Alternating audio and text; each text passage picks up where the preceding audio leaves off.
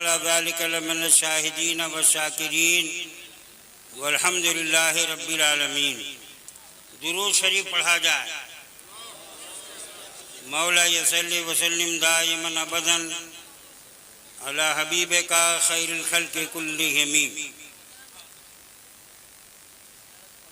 حضرت علامہ مولانا غلام رسول بلیاوی مدد اللہ العالی صرف صوبہ بہار، جھارکھنڈ، اڑیسہ و بنگال ہی کے نہیں بلکہ ملک ہندوستان کی جان ہے، اور یہ تحریک ادارہ شریعہ کا جو منصوبہ ہے اس کو عملی جامہ پہنانے کے لیے حضرت نے جو تحریک چلائی ہے اور ان کے رفیق یار حضرت علامہ مولانا قطب الدین مجد اللہ العالی اور ان کے رفقا، یہ سب مبارکباد کے قابل ہیں کہ اپنی قوم کو بیدار کرنے کے لیے انہوں نے یہ تحریک ادارہ شریعہ کو عمل میں لا کر اب تک بہار، بنگال، اڑیسہ اور جھارکھنڈ میں کئی جلسے یہ کر چکے ہیں، اور آج سیدنا غریب نواز کے نام سے منسوب یہ کانفرنس اسی تحریک کا ایک حصہ ہے جس میں ہماری جماعت کے مشائخ کرام، علماء ذوی الاحترام، حفاظ و قراء، یہ سارے لوگ تشریف فرما ہیں۔ دعا ہے کہ مولا ان بزرگوں کو سائے کو دیر تک ہم سب کے سروں پر قائم رکھے، ان کے فیوض و برکات سے سب کو مالا مال فرمائے۔ ابھی ظہر کی اذان ہو گئی، جماعت بھی ہو گئی ہوگی، اب ظہر کا وقت بہت کم رہ گیا ہے اور میرے نام کا اعلان کر دیا گیا۔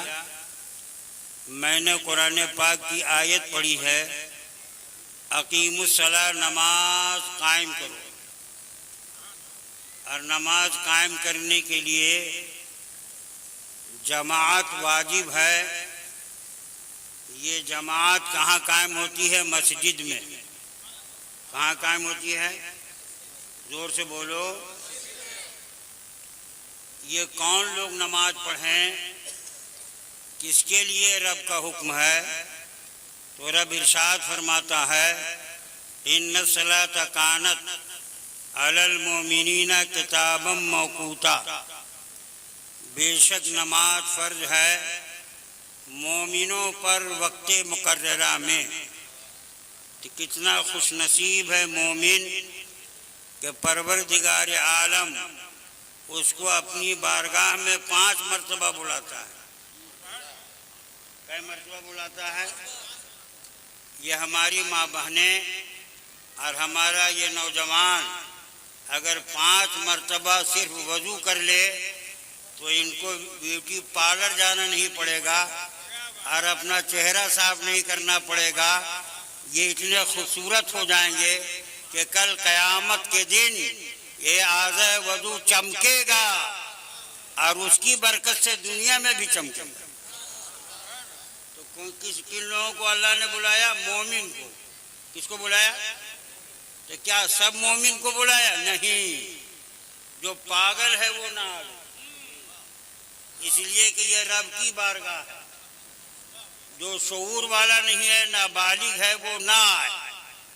تو ہم اپنی قوم میں دیکھتے ہیں کہ جمعے کے دن باشعور لوگ ملتے ہیں اور عاقل بھی ملتے ہیں، پاگل نظر نہیں آتے، لیکن جمعہ کے بعد سینکڑوں کی تعداد میں مومن پاگل نظر آتے ہیں۔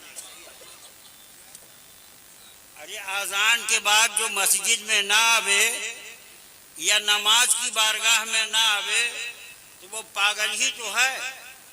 زور سے بولو۔ اور جس دن تم رب کی پناہ میں آ جاؤ گے 5 مرتبہ تو دشمن تم سے پناہ مانگیں گے۔